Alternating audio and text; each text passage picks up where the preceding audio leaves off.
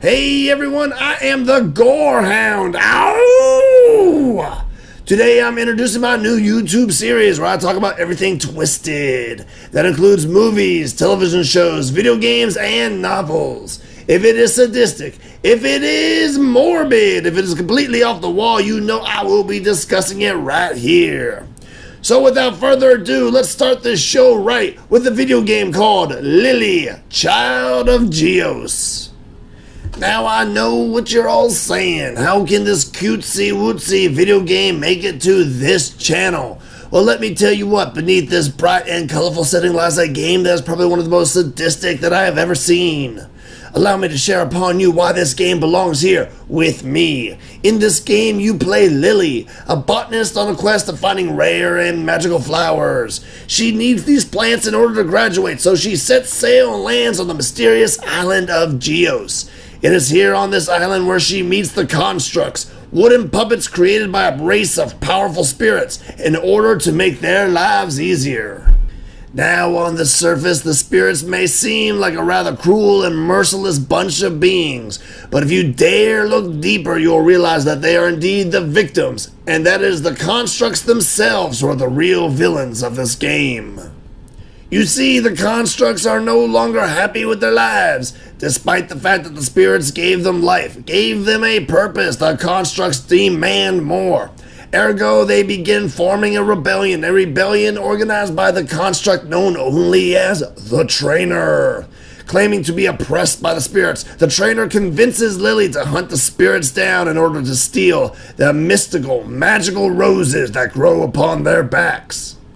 You see, the roses are the source of the spirit's power, and without them the constructs will be able to revolt and overthrow their so-called cruel masters. At first, Lili doesn't want anything to do with the rebellion, but the Trainer insists that this is the only way for her to gather the flowers necessary to graduate college.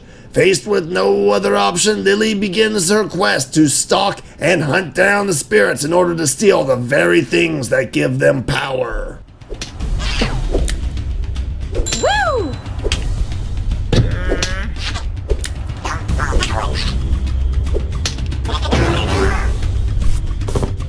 Yeah! Now, while the game tries its best to portray the spirits as the bad guys, let's take a moment to see things from their point of view. Out of nowhere, some mysterious girl shows up upon their island, enters their town without permission, and starts destroying their land. She steals their magical flowers, shatters their clay pots, and steals their treasure. Then, when she is introduced to one spirit who is obviously a bad egg, she decides to judge the entire race for the actions of one.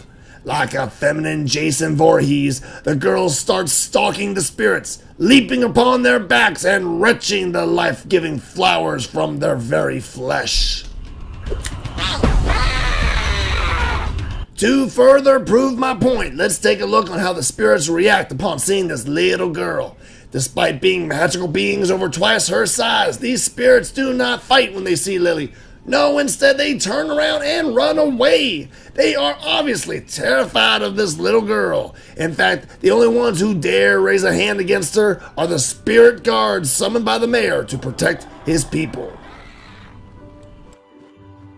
Now, I'm not saying that the spirits are without fault. In fact, one of the most disturbing moments of the game is when you discover that the mayor has been feeding the constructs the liquefied remains of their fallen brothers.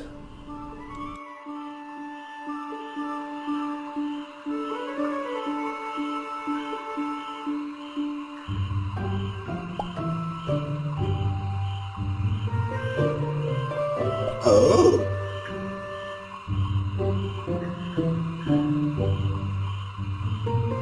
Oh, you. But on the other hand, are the spirits really that cruel? They gave the constructs life, they gave them a purpose and provided them with homes in which to live, food in which to eat, and games in which to play. But that just isn't enough, is it? The constructs want more. These are greedy monsters who will stop at nothing to gain complete control over the island. They are the spoiled child who raises a hand to their parents. To drive this point home, let us take a closer look at the creatures that you are saving. These so-called peaceful beings are in fact quite violent. One construct had his candy stolen and demands that you murder the spirit responsible. That is right. This construct wants you to kill over candy.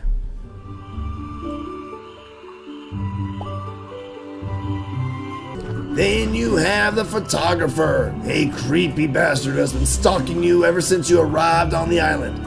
He has literally covered the entirety of his house with some very compromising photos of you and won't take them down unless you spy on his neighbors. If you go through with this little side quest, you'll discover that he still refuses to take the photos down, thus cementing his very creepy status.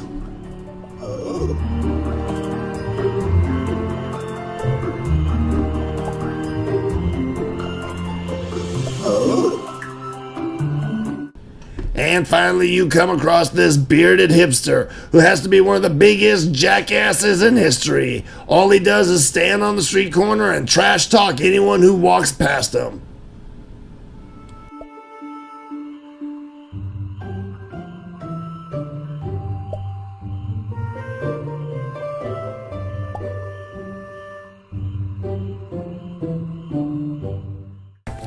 So after witnessing all this, you have only one question to answer, and that question is, who is the real bad guy of this video game? Well, I'll tell you who it is. It is Lili, for she is the one breaking into houses and stealing treasure. She is the one hunting down the innocent spirits, and she is the one ripping flowers from their flesh.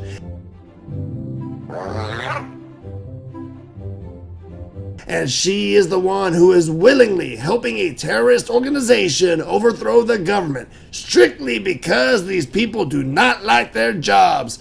I am sorry, my friends, but when you take a closer look at this game, you will realize that Lili is a true blue bastard. For she cares so little about those around her that she is willing to destroy an entire civilization just so that she doesn't flunk out of college. What a cold-hearted wench. So there you have it, my friends. That is Lili, Child of Geos. A sweet and colorful game that hides a sinister heart.